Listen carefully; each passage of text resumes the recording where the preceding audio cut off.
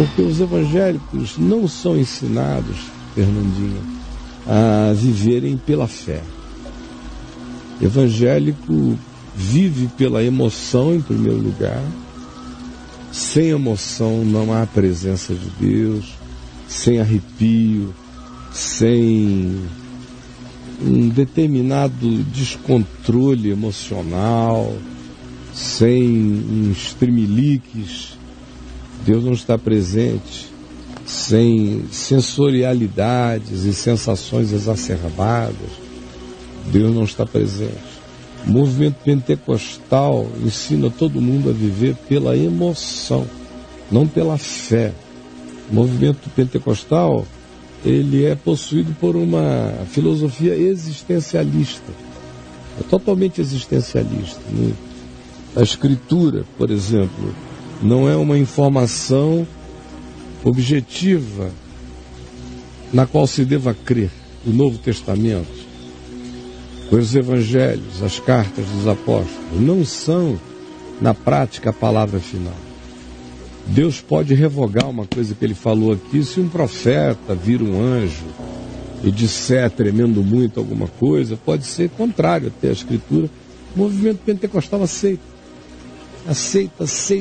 para todo lado.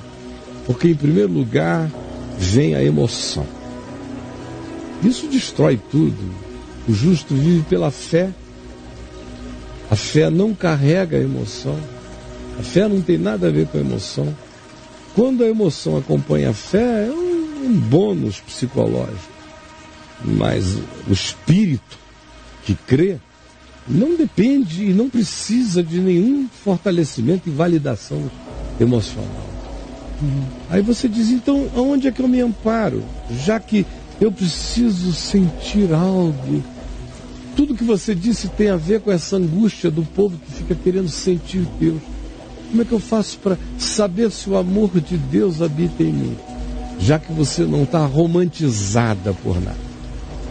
Por Deus, pelo Evangelho, por Jesus, por uma emoção especial, pela igreja, por um povo, como em geral você ouve por aí. Não de mim. Eu só dou ênfase na fé. Mas você carrega essas agonias. E elas é que estão presentes em você, e você até hoje. Lê o meu site, mas a interpretação que você faz do meu site é emocional. Você viu o que você falou? Eu vejo, especialmente, quando você fala de morte, de eternidade, de alguém como seu filho que partiu, eu vejo a sua segurança. Como é que eu sinto isso? Ou você acha que eu sinto o quê? O que você acha que eu sinto? O que você acha que eu estou sentindo aqui agora? Eu já tive muitos sentimentos diferentes desde que esse programa começou. Já fiquei, inclusive, irado hoje aqui, sabia? Fiquei irado. Você veja, você notou isso? Você notou isso? Alguém assistindo aqui notou? Eu fiquei 5 minutos, 3 minutos irado. Eu já pedi 1 trilhão de vezes para não cortarem para cá sem avisarem que vão cortar, mas o pessoal faz. É todo dia a mesma coisa. Eu canso, né? Mas eu me controlo. E não deixo atrapalhar. Eu fui responder a pergunta do Marco Lucas chateadíssimo. Você notou? Não, não é? Porque eu ando pela fé. Eu chego e digo bobagem para lá, bobagem para cá. Vamos em adiante. Eu estou aqui para andar pela fé, não é para ficar puxado por ninguém, nem por emoção nenhuma, nem por sensação nenhuma. Daí tem que passar rapidinho. Porque a convicção é outra. A convicção é maior do que qualquer sentimento ou emoção. Quando você anda pela fé. Aí você diz, qual a diferença entre confiar e acreditar? Lá no meu site eu faço essa diferença entre confiar e acreditar do ponto de vista fenomenológico, não do ponto de vista semântico, onde as coisas são praticamente as mesmas. Mas do ponto de vista do fenômeno observado, a maioria das pessoas que eu vejo acreditando são os que têm uma crença. A crença também, em geral, vem carregada de fenômenos, de emoções, de sensações, de ritos, As crenças são, em geral, ultrasensoriais também. Então não muda nada. É um acreditar que faz o indivíduo ficar esperando sensações. A confiança, todavia, não depende de nada. A confiança se ampara no Deus que não pode mentir. A fé se ampara disso. Ele jurou e não se arrependerá. E ele disse: eu sou o teu Deus para sempre. Eu creio nisto. Eu tomo posse disto. Não preciso de nenhuma corroboração emocional, afetiva, nenhuma sensação. Tomo posse disso feliz, tomo posse disso infeliz, tomo posse disso alegre, tomo posse disso triste, tomo posse disso bem-humorado, tomo posse disso irritado, até irado. Tomo posse. Porque eu ando pela fé.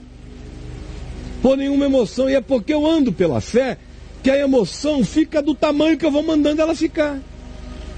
Cada vez mais. Ela tem menos chance de se esparramar em mim como algo que obstacule, perverta, entupa a minha sabedoria, meus sentidos e a orientação que eu tenho para a minha própria vida. Quanto mais eu ando na fé, menos eu dependo de qualquer que seja o estímulo à validação sensorial, até aquele ponto em que você chegue e diga: ainda que a figueira não floresça, nem haja fruto na vide, e o produto da oliveira minta, e os campos não produzam mantimentos, todavia eu me alegro no Senhor, no Deus da minha salvação. Ou como Paulo diz, escrevendo aos Filipenses: tudo posso naquele que me fortalece. Aguento tudo. Sei estar exaltado, com fartura, com abundância. Sei viver humilhado, com escassez, com dificuldade, sem muita coisa. Conheço os polos da vida, não ando por emoção, não acho que Deus está mais comigo quando os confortos são maiores, nem acho que Deus está menos comigo quando eu estou vivendo em plena escassez, fome, perigo, nudez, espada. Não, eu vivo tudo nele. Se vivemos para o Senhor, vivemos. Se morremos para o Senhor, morremos. Quer pois vivamos ou morramos, nós somos do Senhor. Isso é uma convicção. Por exemplo,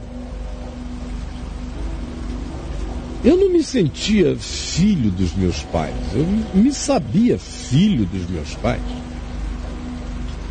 Houve ocasiões em que eu não estava sentindo absolutamente nada em relação a ser filho dos meus pais, e houve ocasiões na minha adolescência em que eu estava com raiva por ser filho dos meus pais, mas eu nunca entrei em nenhum processo de negação quanto ao fato de que eu era filho dos meus pais. Isso é uma certeza.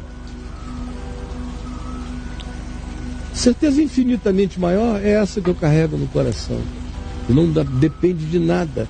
Eu já tive uma prova unilateral. Deus prova. É a sua pergunta. Como é que eu sei? Tem uma prova. Deus prova o seu próprio amor para conosco pelo fato de Cristo Jesus ter morrido por mim, sendo eu pecador, adversário, alienado, entupido, sem nenhuma consciência dele. Ele unilateralmente morreu por mim, o justo pelos injustos, para me reconectar a Deus. Está feito. Ele disse: eu fiz, eu acabei, eu completei, está consumado. Então, querida, é só você crer no que ele diz que fez em teu favor. Agora, se você achar que você tem que covalidar, corroborar, que você tem que trazer algum tipo de contribuição emocional, afetiva, romântica para a sua relação com Deus, você vai morrer sem crescer, só fazendo as perguntas de um ente emotivo. Por favor, leia o Evangelho de carreirinha, continue lendo meu site. Hoje um dever de casa especial para você. Chegue lá no campo de busca e escreva a palavra sensação, emoção, sentimento. Escreva essas palavras para você ver de vez e acabar com isso para sempre. O fato de que o justo não vive por nenhuma dessas coisas. Você falou de gente que parte. Como é que você acha que fica o coração de um pai quando um filho é esmagado na rua, como o meu foi? Eu não fico dando detalhes disso. Ele foi esmagado. Um carro 180 km por hora. A Adriana ficou horas aprontando, porque ela não queria que eu e a mãe dele o víssemos como ele tinha ficado maltratado. Eu, quando cheguei lá, quase nem vi os traços desses maus tratos, pelo trabalho de amor reconstrutivo que ela fez na carinha dele, em tudo. Mas como é que você acha que a gente fica? Que emoção é essa? É tudo de mal, é tudo de dor, é tudo de angústia, é tudo de vazio, é tudo um pesadelo. Mas se você anda pela fé, você atravessa o pesadelo. Você vai dando ordens ao pesadelo. Você já sabe que aquele a quem você ama entrou no amor eterno daquele onde você está indo. Se não for pela fé, desista de tudo, Fernandinho.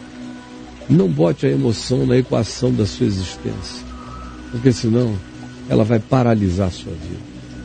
Quem anda adiante é quem, sentindo ou não sentindo, anda não pelo que sente, mas pelo que crê, pelo que sabe que é certo, reto, justo, são e bom. E vai. E atravessa. Esse chega onde tiver que chegar. Nesse, as coisas vão se consolidando. Cada passo adiante é mais fé.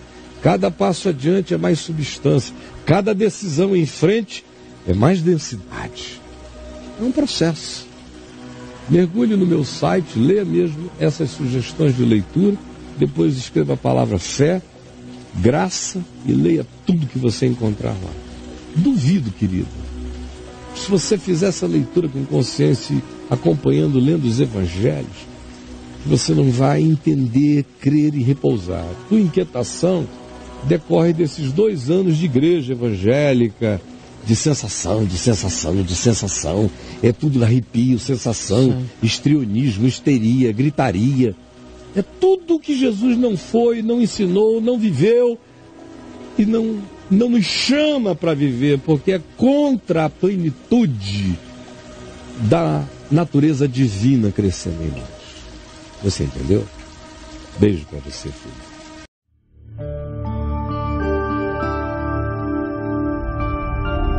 Vem me ver TV. O canal é você.